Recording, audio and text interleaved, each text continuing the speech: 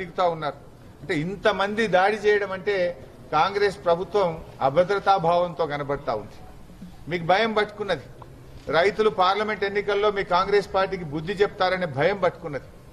కేసీఆర్ గారు బయలుదేరంగానే ఇవాళ ఆయన మీద దాడికి దిగుతా ఉన్నారు, ముప్పేట దాడికి దిగుతా ఉన్నారు కాంగ్రెస్ పార్టీ నాయకులు.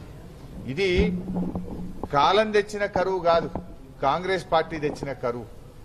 మీ వైఫల్యం, కరెంట్ ఇవ్వకపోవడం మీ వైఫల్యం, నీళ్లున్నా ఇవ్వలేకపోవడం మీ వైఫల్యం. ఇవాళ మొన్నటిదాకా నీళ్లు లేవన్నారు, మరి ఇలా గాయత్రి పంప్ హౌస్లోకి వెళ్ళి నీళ్లు ఎట్లా బయటకు వచ్చినాయి? మొన్నటిదాకా నీళ్లు లేవన్నారు, సాగర్ ఎడమ కాలువలో నీళ్లు ఎట్లొచ్చినాయి? నేను ఇంకో డిమాండ్ కూడా చేస్తా ఉన్నా మా సిద్దిపేట జిల్లాలో. ఇలా కూడవెల్లి వాగులోకి తక్షణమే నీళ్లు విడుదల చేయాలని చెప్పి నేను డిమాండ్ చేస్తా ఉన్నా.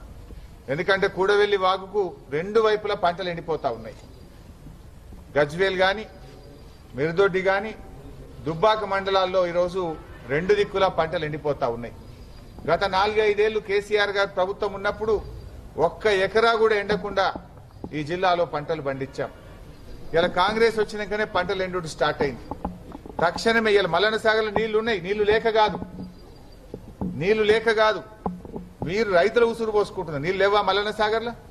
కూడవెల్లి వాగులో నీళ్లు ఎందుకు విడుదల చేస్తలేరు అని నేను అడుగుతా ఉన్నా.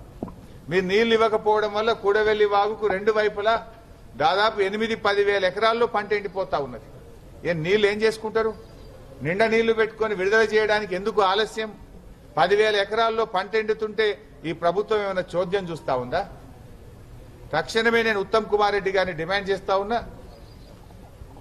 మా ఎమ్మెల్యే ప్రభాకర్ రెడ్డి గారు కూడా ఇప్పటికే ఇరిగేషన్ కార్యదర్శి రాహుల్ బొజ్జా గారికి మాట్లాడారు, జిల్లా మంత్రి పొన్నం ప్రభాకర్ దృష్టికి తీసుకుపోయారు, ఇరిగేషన్ అధికారుల దృష్టికి తీసుకుపోయారు. అయినా కూడా ప్రభుత్వంలో కదలిక లేనటువంటి పరిస్థితి ఉంది.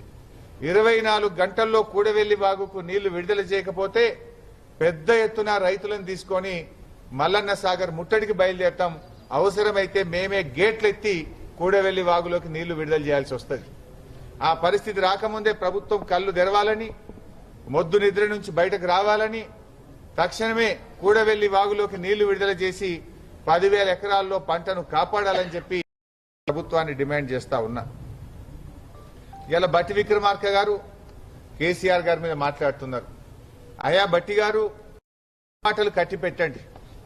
మీరు ఇలా విద్యుత్ శాఖ మంత్రిగా ఉన్నారు. రైతులకు నాణ్యమైన 24 గంటల కరెంట్ ఇవ్వండి. వల్ల ఇలా పెద్ద ఎత్తున మోటార్లు గాలిపోతా ఉన్నాయి. ఇలా రైతుల మీద ఆర్థిక భారం పడతా ఉంది.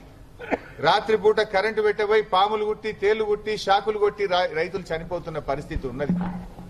మీరు నాణ్యమైన కరెంటును, 24 గంటల కరెంటును వెంటనే అందించండి. ఆర్థిక మంత్రిగా ఉన్న బట్టి గారు